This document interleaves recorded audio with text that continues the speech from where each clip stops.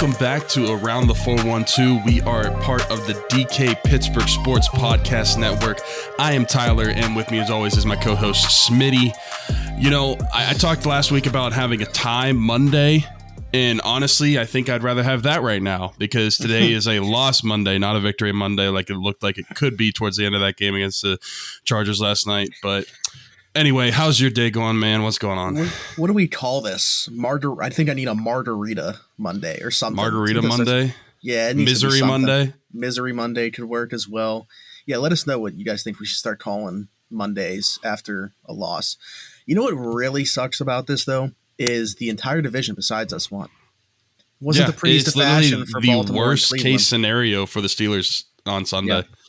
Well, you know what, too? I mean, you just mentioned, I don't want to keep harping on a past result, like the game's over and done with, but like I wouldn't feel this bad about this game, especially considering they were missing three key pieces on the defensive side, had they not tied with the Lions. Like that just makes this so much worse, I feel like, seeing that one in that tie column. Yeah, like I get the one is better than a loss, and I understand, you were missing Ben in that game, so with Mason Rudolph, what can you expect? I guess a loss or a tie is better than a loss.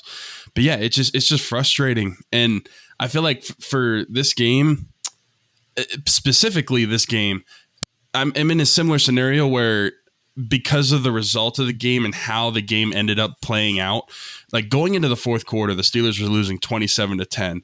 I feel like if they would have lost whatever it would have been, like 34-17, or like not make a ton of much of a comeback, I would have been more complacent with this loss.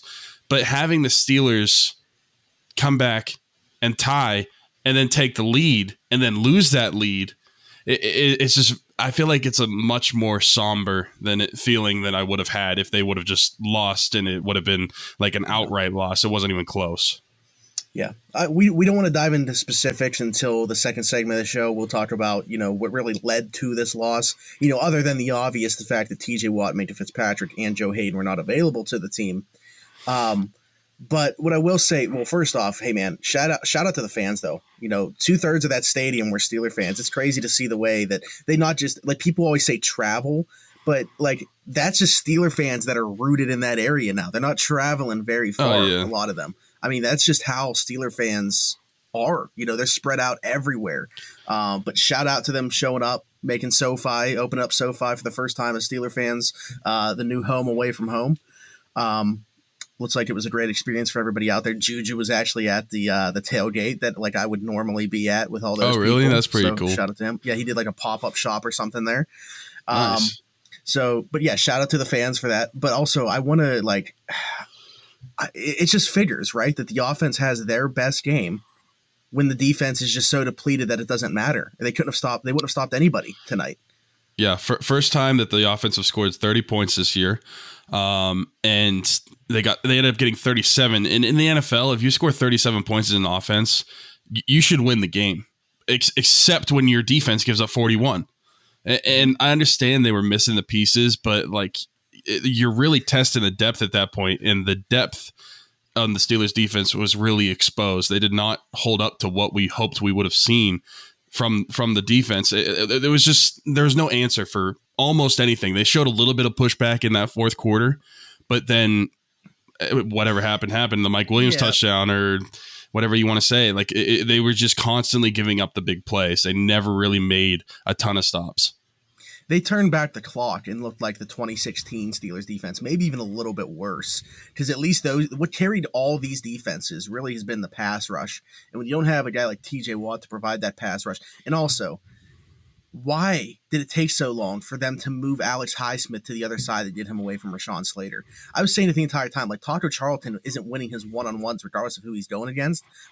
Get Highsmith away from Slater, and that's the only shot you have of generating pass rush, and it ended up happening. But I don't know why it took so long. Anyways, the only reason that they were able to get back into this game is, one, shout out to Miles Killebrew, who for some reason you can't vote for the Pro Bowl as a special teams player, but that's his second blocked punt now. Almost had a touchdown, but he kicked the ball out of his own hands trying to pick it up. Hey, he was falling out off balance, so I'll give him the benefit of the doubt. And Danny Smith for dialing that up too. But yeah, that's Killebrew's second block punt. And then Cam Hayward being Cam Hayward, in a very bad situation with what the defense looked like right now for this game. I mean, another tip pass that's a 6th of the year turns into a Cam Sutton interception. They should have gotten the free 15 yards after that. After a second headshot, not just the one to Najee Harris, but the Cam Sutton as well, following that interception. But really, just a couple splash plays were able to get the Steelers back into this game. But as a whole, the defense, they were not stopping anybody tonight. Austin Eckler, 4 touchdowns. We talked about Austin Eckler, by the way. Shout out to us last episode for saying that Austin Eckler was going to be the issue for this defense. I had a feeling, even sans Minkah Fitzpatrick, that the emphasis of this defense was going to be making sure that they didn't get the top taken off of it by a guy like Mike Williams or like Keenan Allen with his route running. It's going to be Austin Eckler that's going to win this game for the Chargers. Unfortunately, we actually were right for once. We were right, but the other two things you said, the route running of Keenan Allen and taking the top off of Mike Williams, those also happened within that game. Well, there was a lot of things that went wrong. Yeah, Mike Williams, what did he that was a 53-yard touchdown at the end. So what did he finish with? He finished with 5 for 97. Okay, so I held him relatively in check prior to that. Keenan Allen he had like 9 for 112. 9 for, okay. Yeah, and we're going to talk about Devin Bush actually as we transition to the second segment here. But him on Austin Eckler was bound to be horrible regardless. I don't care if we're getting Devin Bush before the ACL injury. That's a mismatch, and the Chargers were going to expose that regardless. That's the second time that the Steelers have had a mismatch against a skill position against the Chargers on a linebacker. Whenever Vince Williams in Heinz Field was covering Keenan Allen. Fort? Or LJ Fort. Too? Yeah. It was probably both of them. I remember a lot of LJ Fort in that game, though, but yeah. Basically the same thing. You're having a speedy skill position, and the middle linebacker just cannot keep up, but the Steelers never adjusted. Yeah. Fun times. The Steelers do fall to the Chargers 41-37 at SoFi Stadium on Sunday Night Football, leading to Misery Monday, whatever you want to call it. Monday, yeah. So let us know in the comments what you're calling today. Let us know in the comments as well how you're feeling about the team right now. Do you have a little bit of optimism because of what you saw from the offense and just thinking the defense just needs to get these 3 guys back? Or are you just, the depth of this team is so bad, knowing that they're going to be tested at times, and this is the performance that you get? Let us know in the comments what you think. We will be right back to talk more about this game, dive into some specifics as far as players go, the overall performance of the team. I really want to talk about, I know you're chomping at the bit to talk about Devin Bush and the defense. I want to talk about Ben Roethlisberger and the offense. We're going to talk about all that, but we will be right back. This is Around the 412 on the DK Pittsburgh Sports Podcast Network.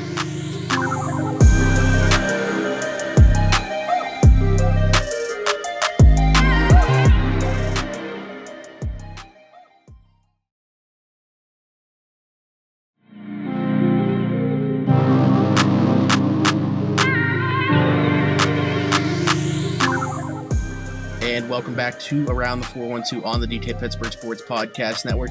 I am Smitty. That is Tyler. Let's talk some specifics now. Following this Steelers loss to the Los Angeles Chargers out in SoFi Stadium on Sunday Night Football, we are reliving it here on Misery Monday. That's what we're going to call it, at least for this episode. If you guys have any better suggestions, please put them in the comments as we stated. What side of the ball do you want to start with? Since the defense is really what cost them the game, I figure we should just start there. I'm wearing Joe Green jersey, so perfect. Yeah, you mentioned before the show that they could have used him. I fully agree. They were missing TJ Watt, Minkah Fitzpatrick, and Joe Hayden this week. And even though they were missing those players, you thought that you might get a little bit of more plays from the defense. At least you would hope so. And you got none. And I'm going to start with, we mentioned it before, Devin Bush. I mentioned it on last week's show that this is a guy that was starting to look like, okay, you should not have made the trade to trade up for him when you did in the draft. It's not like panning out. And this is just adding on to that argument even more. He looked terrible in last night's game, and I don't understand what is wrong with him. If the ACL injury made him that much of a different player so much. I mean, I thought ACL injuries, you play better after you have them now. That's what I've been told today. But I just feel like he is not the same player, especially side to side. We heard how fast he was from sideline to sideline. Well, covering Austin Eckler, he was getting burnt all the time in last night's game. And I just think the linebackers as a whole are an issue on this defense, but him specifically. And it doesn't help that he was drafted at number 10 and he can't control that himself, but him specifically has been playing terrible, not just this game, but the entire season. Yeah, I think the thing with him, it's gotten from the point of, it was going to be hard for them to ever win that trade. When you trade up into the top 10 for a guy, that guy's got to be like very good. And he was drafted to replace Ryan Shazier. Very tough spot to be put into, to try to live up to that. But he's gone from being a guy that maybe you should have traded up into the top 10 to should this guy have been a first rounder to should this guy be playing over Robert Spillane right now? I mean, post ACL injury, he just doesn't look like he belongs. And it's not all on Devin Bush. And we talked about this, Eddie and I did last night while we were talking about the game in our live Q&A following the game. But he, I think, is probably the person that is missing Alualu and Tuitt the most because he's a pretty small guy for a linebacker, right? I mean, we're talking about him being a sideline guy in college, a downhill thumper. Like, he relies on his athleticism more than anything. He's not going to be able to take on these blocks and shed them. If offensive linemen are getting and climbing to the second level, beating their first guy, getting to Devin Bush and getting their hands on him, Devin Bush is not breaking off of that guy to make a play. Now, a lot of it, to me, it looks like he's kind of sitting back waiting for that contact to happen a lot of the times. So that's obviously on Devin, not on the defensive lineman.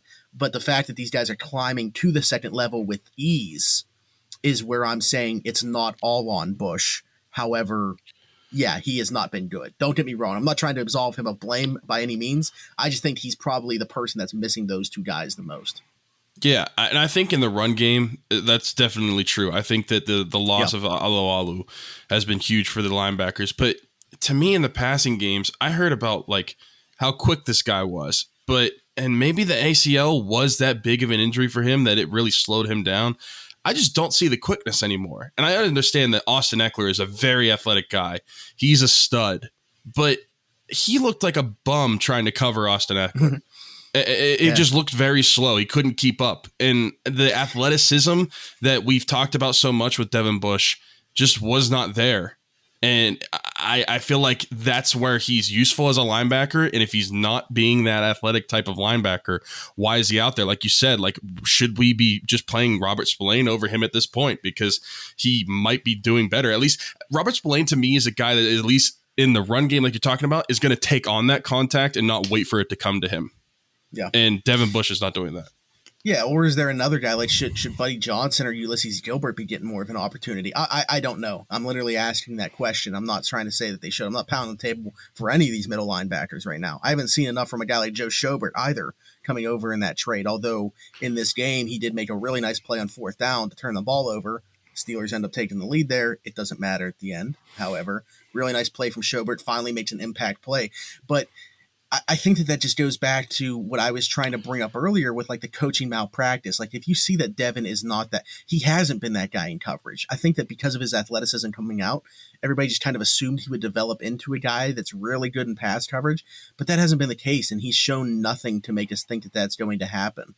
So why do we keep trying to make it happen? He cannot be one-on-one with Austin Eckler. While we're covering the defensive side of the ball, I wanted to bring up. So Brent mentioned the fact that Watt, Hayden, and Minkah were out, but I think the one that I miss the most, and this might be surprising to people, is Minkah Fitzpatrick. And I'm going to say that because I noticed that when it comes to Trey Norwood and Terrell Edmonds, that whenever the plays were developing, they were sitting back and waiting on the players to catch the ball. Meanwhile, Minkah, I think, has the ball instincts to know what is happening and know how the play is developing, that he jumps on the plays quicker than a lot quicker than these guys did. And I think that was missed in the defense. I noticed it specifically watching those two guys, obviously because of the safeties, but they just looked like they were being very hesitant on letting the plays work out and then making a play on the ball. Meanwhile, Minkah is the type of player that he can read that. He's better, he's smarter, and he's better than those guys. And he knows where to go for the ball and where to make these plays. And I think that was greatly missed in the passing game because really Justin Herbert could just torch the defense like all night. Not just with his arm, though, with his legs, too. And that was another annoying part because there was literally no spy for Justin Herbert. It felt like the entire game. And I don't understand.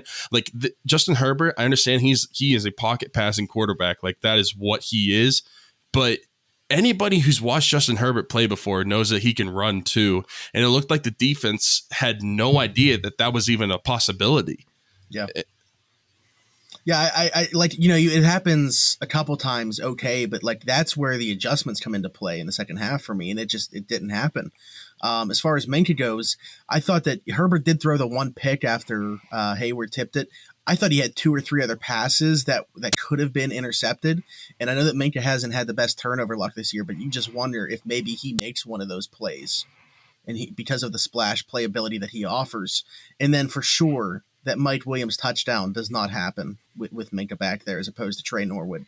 Cam Sutton, he's playing on Williams for a little bit. He kind of hands him off in coverage and decides to bracket, decides to. I'm sure that's the way it was designed. But he kind of hands him off, and Trey Norwood was just late to react to it, and Herbert, finds that along the sidelines, and Williams does what Williams has done most of the year, except for the last couple of weeks, by making that big play. But yeah, just a bad performance overall. I don't know what I was expecting, but I guess I still thought, Cam Hayward, Alex Highsmith. I thought Alex Highsmith actually did have a good game when I said, they flipped him to the other side and actually let him go to work over there, as opposed to trying to have him win against a really good rookie in Slater. But beyond those two, I was Devin Bush. I thought maybe he would actually have an impact in this game. I don't know why I thought that. Joe Schobert. I thought Edmonds would maybe step up. James Pierre, Cam Sutton. I know that Cam Sutton did have that interception, but I don't know. I thought there was enough on the defensive side of the football for them to get a few stops, and really the only stops they got were from the turnover and a blocked punt. So I don't know, but I do want to talk about this offense real quick, just because, like I said, it figures the offense has their best day when the defense has their worst day. Ben found a little bit of a rhythm. I wish that they wouldn't have gone completely away from the run game the way that they did. Najee did only have 12 carries. He did get knocked out with a concussion for a few drives as well late in this game. Did come back at the very end, but we'll see. As far as that, I think that's something to monitor with him. But what did you think about this offensive performance? Because I feel like, again, this was just kind of like the Deontay Johnson show, who we know operates, he is the passing game pretty much if they want to go through him. I actually thought, besides the what was the one play where I was like, man, like Claypool, I mean, it goes back to what I've been saying all year about Chase Claypool, is he just needs to be more physical. He just goes down too easily. I've never seen a guy that big have the worst contact balance in the world. I actually thought he was pretty decent tonight, though, in this game. I thought you were going to talk about the one where he literally just fell down. It might be. He was by himself. It definitely wasn't that one. Backwards. Yeah, no, it wasn't that one. But offensively, I thought obviously they did well. They put up the 37 points, which is a season high. And listen, I might get hate for this. So many people on Twitter after the game were talking about, okay, Ben is clearly the number one quarterback. Yeah, that's obvious because the Steelers quarterback room sucks. Mason Rudolph sucks. But I'm not going to act like Ben is like all of a sudden like an all-star again.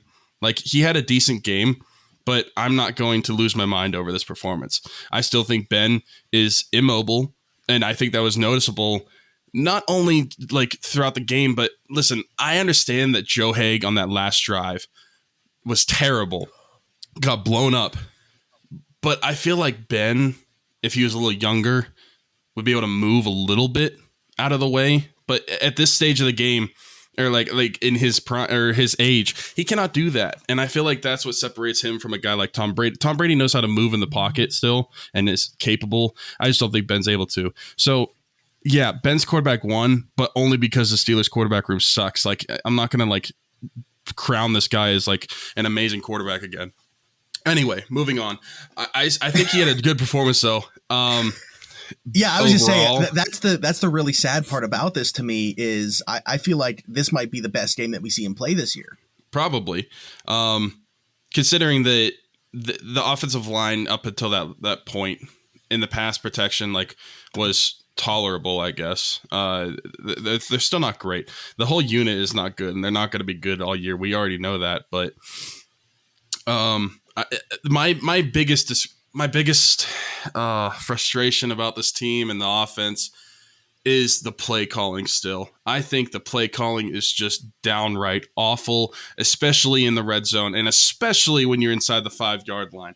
How do you have plays within the 5-yard line and you don't run the ball once? You pass it on 4 downs. I don't get it. I mean, I guess they technically ran the ball once with a Chase Claypool jet sweep, but I'm not even going to count that as a run. I'm going to count that as a pass because screw Matt Canada. I cannot stand his play calling. And I think the difference for me between what I thought Matt Canada was going to be and what he is now is that if you're going to be a good NFL offensive coordinator, I understand that Matt Canada's offense needs to have a mobile quarterback ideally to succeed. But if you're an NFL offensive coordinator, it should not matter who you have as the quarterback. It doesn't matter. You should be able to adjust and run that offense efficiently.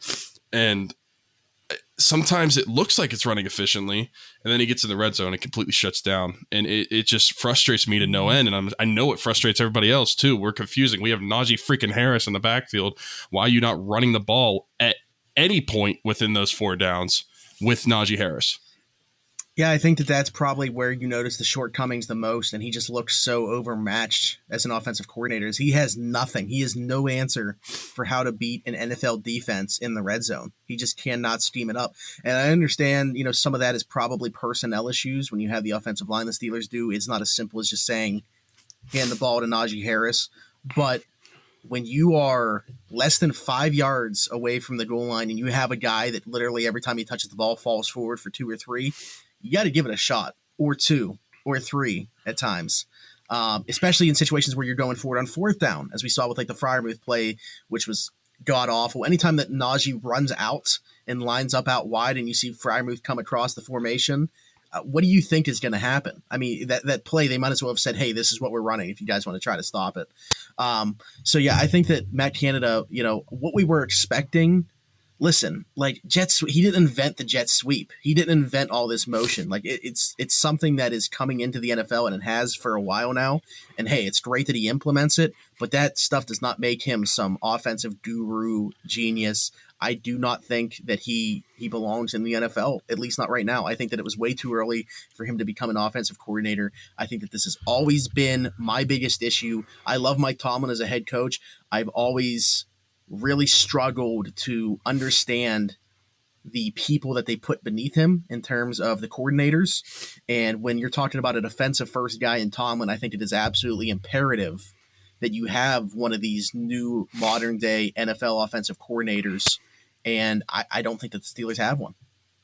No, I don't either. And I was explaining to a couple of people I was watching the game with that if you watch Matt Canada's offense, and I related it to the 2016 Pitt offense, the reason that offense works so well and what the ideal scenario for a Matt Canada offense would be is that Nathan Peterman in 2016 was a mobile enough quarterback that the whole key for those jet sweeps and all those motions is that you never knew who was getting the ball or who was keeping it. He could hand it off to the jet sweep. He could hand it off to the running back behind them. He could keep it himself. He could throw it. There was just a lot more mystery behind who was going to get the ball. But in this case scenario, Ben's the quarterback. We know he's not keeping the ball. There was, except for that one play against the Lions last week, I believe, he kept the ball and tried to get a first down, but didn't get it. Or the Bears game. Yeah. That was very un-Ben-like. I don't know where that came from. But that's the type of quarterback and that's the type of offense that Matt Canada would succeed in. He does not have that. And I feel like as much blame as I want to put on Matt Canada, and there's a ton of blame on it. You mentioned Mike Tomlin and what's the coordinators under him have done. how much of this blame can go on Mike Tomlin himself, because he's the one hiring these coordinators. And it's not just one coordinator. We've seen it with multiple coordinators, especially offensively in a row, where they just don't work out.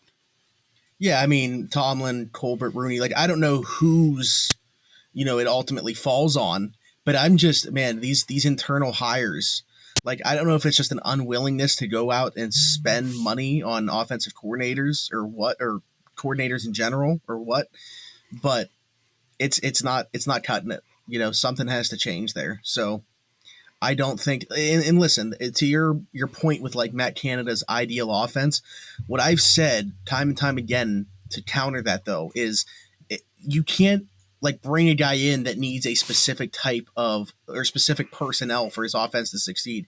His job as an offensive coordinator is to get the most out of the personnel that he has. He can't fit a square peg into a round hole. This is what you have at your disposal. Make it work. Yeah, that's why I said he's not an NFL coordinator. He's just not. You have to be able to adjust with what you have.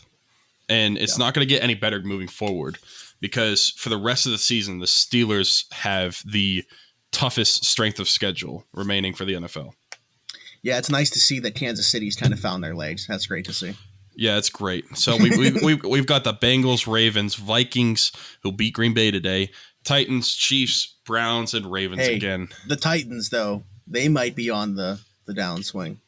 Also, I don't know if I said this on here last week or if it was just on Platt's Picks, but I think the Raiders are falling off, and it was only a matter of time. With everything that's happened in that organization, I feel so bad for Derek Carr. He's just surrounded by a fire that's constantly going on, and he's just in the middle of it. But it's not going to get any easier for him or the Steelers or anything else. The Steelers are currently now out of the playoff picture following this game, with the Chargers jumping into a playoff spot. So right now, Titans at 8-3 hold the 1 seed. Ravens 7-3 lead the North and have the 2 seed. Patriots 7-4. That's crazy. They've now jumped the Bills and lead the AFC East. The Chiefs, after all that, still back in first place following a 4-game win streak. They are the 4 seed leading the West. And then Cincinnati, LA, and Buffalo currently hold the wild cards. The Steelers are the first team out, but also the Colts are coming. And I am not a believer in Baker Mayfield, but I still think the Browns are going to hang around. Dude, it's crazy. You had a tweet yesterday morning, and it was like, if you knew who the best team in the NFL was, or you thought you knew, you actually don't. And It's so true, at least, especially in the AFC. It's so wide open this year. You have no idea who's going to be the best team week in and week out. Like, predicting a playoff picture right now with only 7 weeks left, you have no idea. That's the thing. Everything that the Steelers could potentially achieve is still in front of them. Really good news, or bad news, depending on how it goes. These divisional games that haven't been happening, seems like why have the Steelers only played 2 games in the division? We got Cincinnati and Baltimore the next 2 weeks. So buckle up. AFC North football is right around the corner.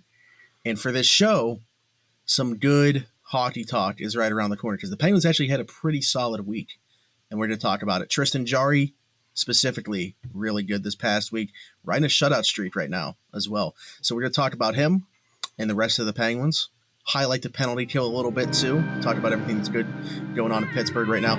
Anyways, we're going to talk about the Pens when we come back. This is Around the 412 on the DK Pittsburgh Sports Podcast Network.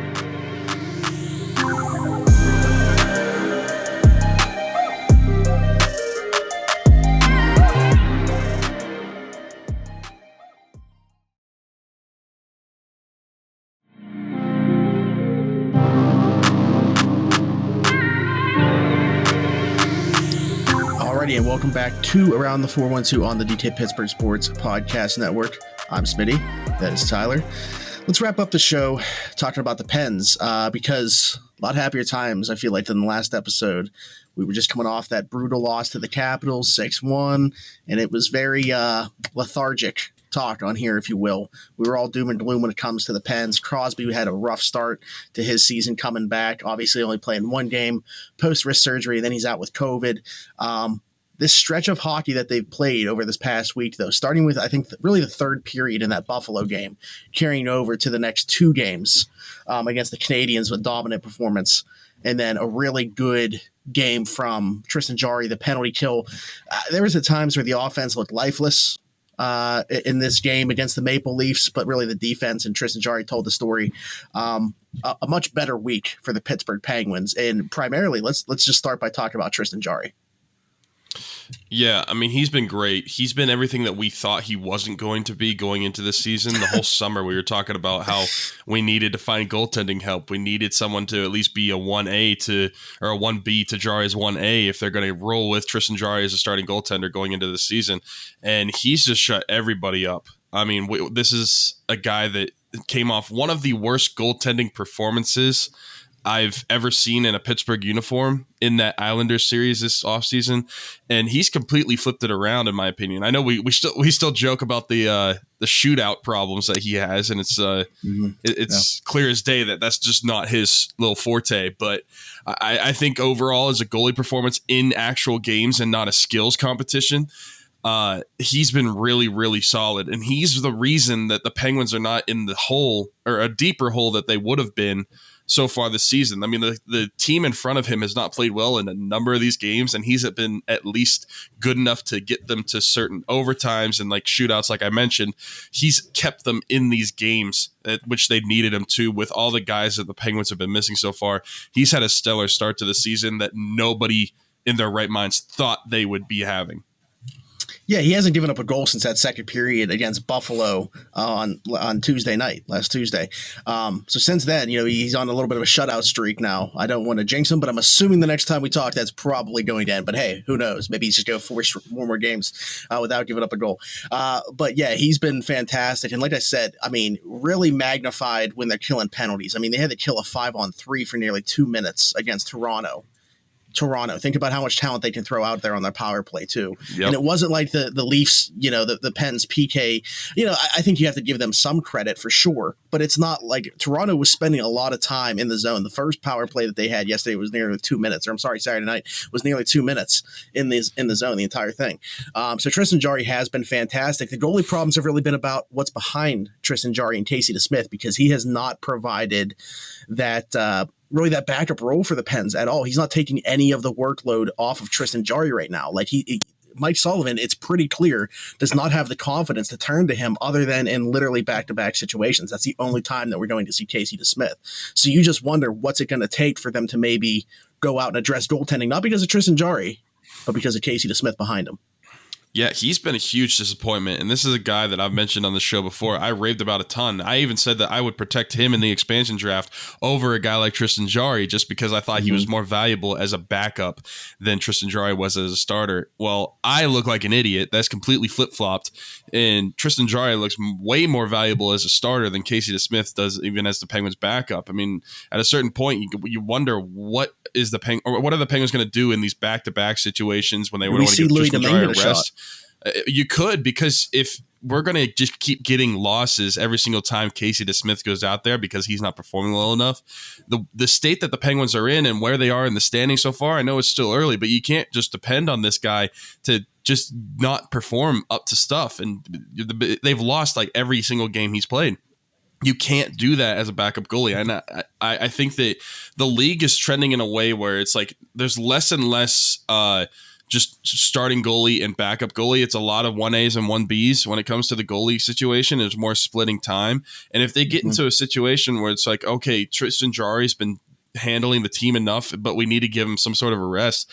Right now, they can't rely on Casey DeSmith to spell Tristan Jarry and to give him a breather. They can't do that. He's not performing well enough. So maybe you do see Ludwig. Maybe by the trade deadline, they do bring in a different goalie. I don't know. Maybe the trade for a goalie or a signing of a goalie comes later in the season as opposed to this past offseason that we thought it was going to happen. And it came to replace the other goalie that we didn't think it was going to be for replacing. Maybe so. But as you mentioned before with Tristan Jarry, the thing that's been great with him is on the penalty kill. Not just him, though. The penalty kill in general, I just wanted to touch on. They're number one in the league now at 89.13%. So as bad as the power play has been, at least on the other side of the special teams for this Pittsburgh Penguins team, we have the best penalty kill in the league right now. Teddy Bluger, Zach Aston Reese, Brock McGinn has been huge for the penalty kill too, coming over. He's been a nice addition. I mean, he even looks offensively like he's a guy that could score double-digit goals, which is really all you can ask for guys playing your third, fourth line. So, yeah, I mean, the penalty kill is definitely doing – and it's good to see Brian Dumoulin have his best game of the season too, I thought, against Toronto on Saturday night as well. Let's transition a little bit because I know that they didn't have a great offensive performance in this game against Toronto, but you look back at the last couple games, Jake Gensel's finally starting to get it going. He's got goals in 4 straight, and that's kind of what you expected to see. Now he also has kind of like kickstarted Sid as well, which the way that those two feed off each other, so it was only a matter of time. Yeah, I think that was important for both of those guys to get going. And now Sid hasn't played a ton of games, so he might have a little rust on him, but you wouldn't expect too much. He's Sidney freaking Crosby.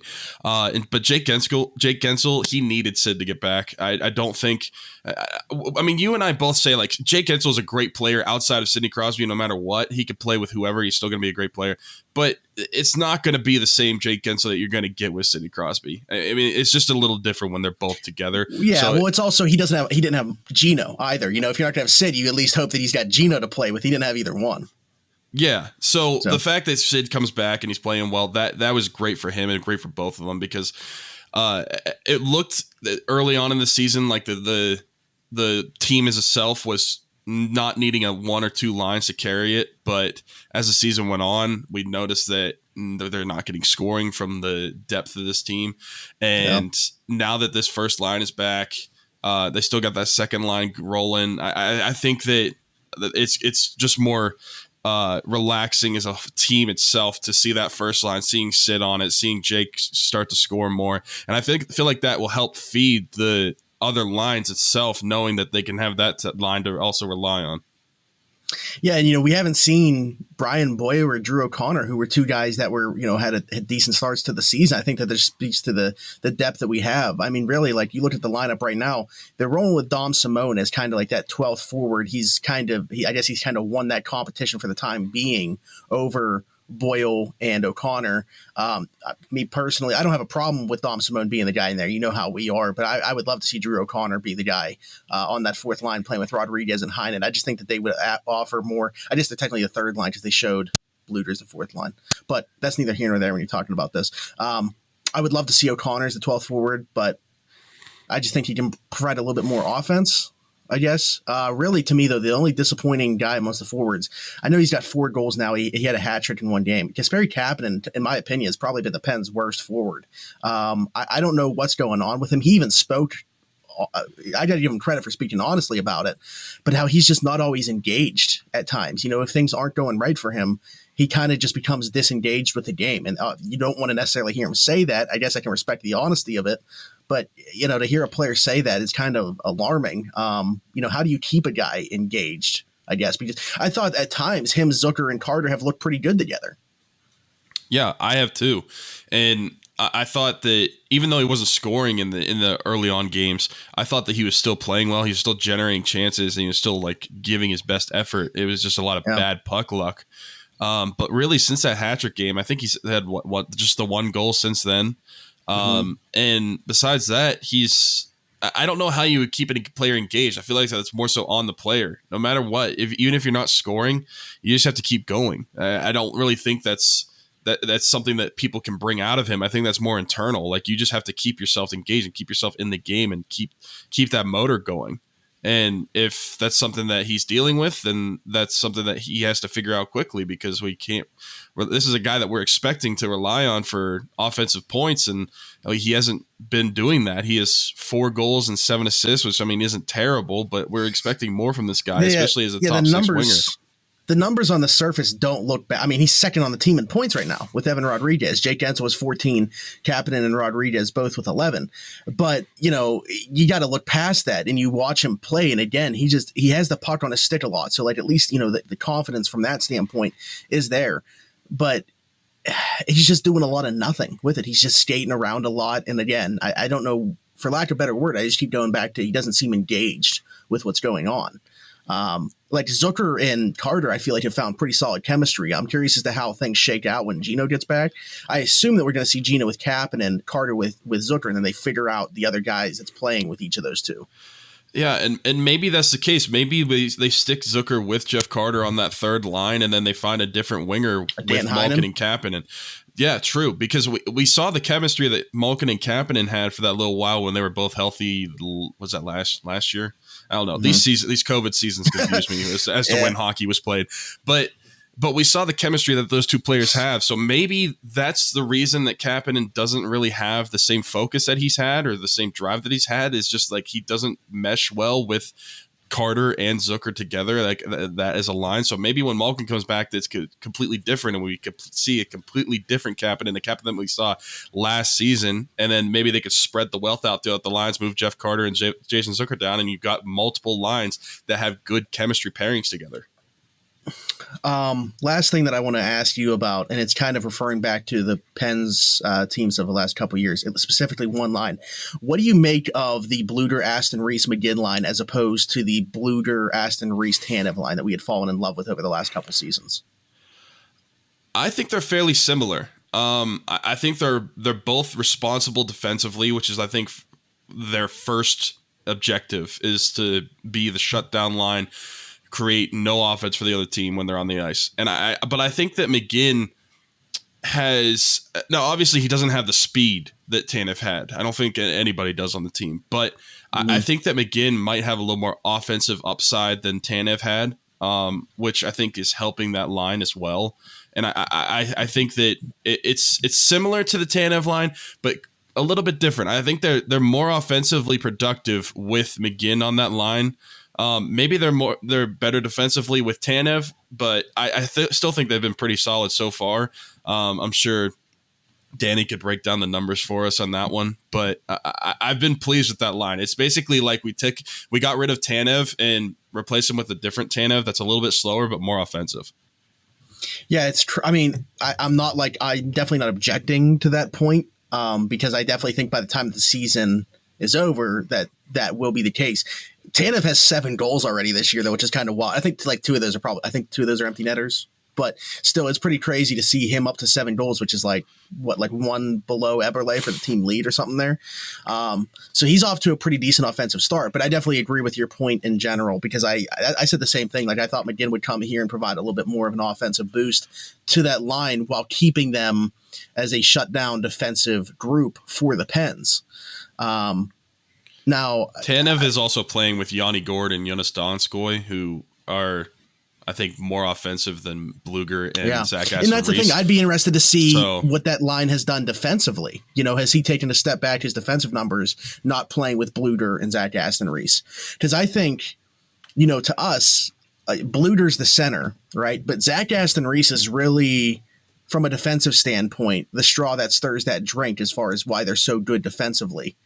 But, even Teddy Bluder, we're talking about offense. These guys provide more offense. He's got 5 goals this year. That line already, those two have combined for 9. Like, I don't think that through this number of games, anybody thought that would be the case for that group.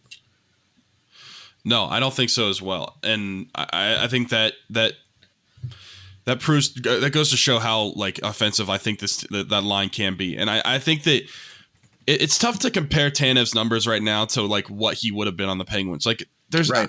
I honestly don't know, but if I'm a betting man, I'm betting that he does not have 7 goals if he's on the Penguins right now. And maybe that's just the play style. Maybe that's a line that he's on. I just don't think that's the case.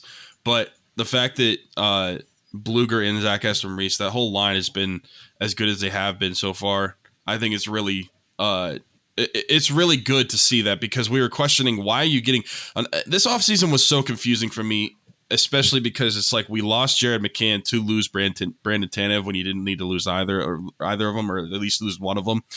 But if you're going to lose them, how are we going to replace that? And I think that Brock McGinn has done a good enough job. Friend of the show, by the way, he's been on our show. I think he's done a good enough job, and I think that line's been productive. And I think that's one of the lines that we've be able to count on for the majority of the season. Tanev's got to be due for something. He's shooting 20% right now, by the way. This is like William Karlsson first year in Vegas, what he's got going on right now. There's no way that continues. So, listen, I love Brandon Tanev. What the underlying numbers are. Yeah, I don't know what the underlying numbers are. I mean, his Corsi 4 percentage is 50.6, which is still solid, but I don't know what the actual like advanced numbers are for him. I can't really find that that easily very quickly. But still, I you'll think have people in our comments saying that doesn't matter anyway. So yeah, I mean, last year he shot 16.3, but then you go back to like the year before that, 11, he's like doubled his shooting percentage. So yeah, it's got to come down.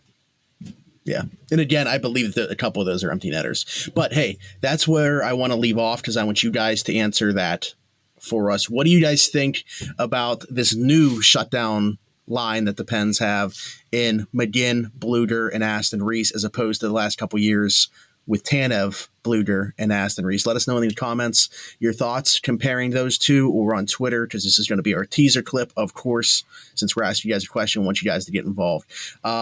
Other than that, real quick, I got to bring up, obviously, Rocking Around the 412, because we have a little bit of an announcement to go along with that. By the time that you guys are watching / listening to this, hopefully more information is out on there. We've already hit, and thank you to you guys so much. We've already hit the total donations that we had from last year, this year. However, I did set a goal of 7,500. I am very set on making that happen. And to help get even more donations, we are calling in some reinforcements. We're going to do a live show with the Yinsers. Shout out to Jordan, Morgan, and Sam. They're going to join a live show with us. And I got some more stuff from Pristine Auction coming in, and we're going to do like a live auction show. So you guys are going to bid on the items. Once you pay for them, we move on to the next item. It's that simple. So yeah, the Yinsers are going to join us for a live show for that. If this is your first time ever hearing about Rocking Around the 412, go to our Twitter at Around the 412. It's our pinned tweet. You can go to the GoFundMe right there, read the whole mission, share it, donate if you can. Every single penny goes to the families in the area to help provide Christmas in its entirety, literally in its entirety, including getting the family a gift card to go and get groceries to be able to provide that holiday meal. So good stuff there. Of course, shout out to the Yinsers. Two-thirds of them are actually were at the Chargers Steeler game in LA. So and that same 2/3 are going to be dyeing their hair because we had 5,000 for Rocker. True, I forgot to bring that up. We gotta I feel like I got to do something because Sam and Morgan are dyeing their hair. I believe Chad is shaving his head, and I think Eddie's shaving his beard. Like people, listen, I'm down to do something. You just have to approve it with my fiance first. There you go. And I don't have anything that I got to run by anybody. So if you guys have an idea for me, let me know. But yeah, of course, shout out to everybody that's donating, but definitely shout out to them as well for, wanting to help the cause to the extent that they're willing to do things like that just to make sure that we hit our goals. So just a bunch of love in the Pittsburgh podcasting community. So be sure to check out their shows as well because they're on the DK Pittsburgh Sports podcast network as well. So subscribe to the channel, leave us a like, leave us a comment, of course, answering the question that we just asked you guys. Other than that, for Smitty, for Tyler, this has been Around the 412 on the DK Pittsburgh Sports podcast network, and we will talk to you guys next week. Bye-bye.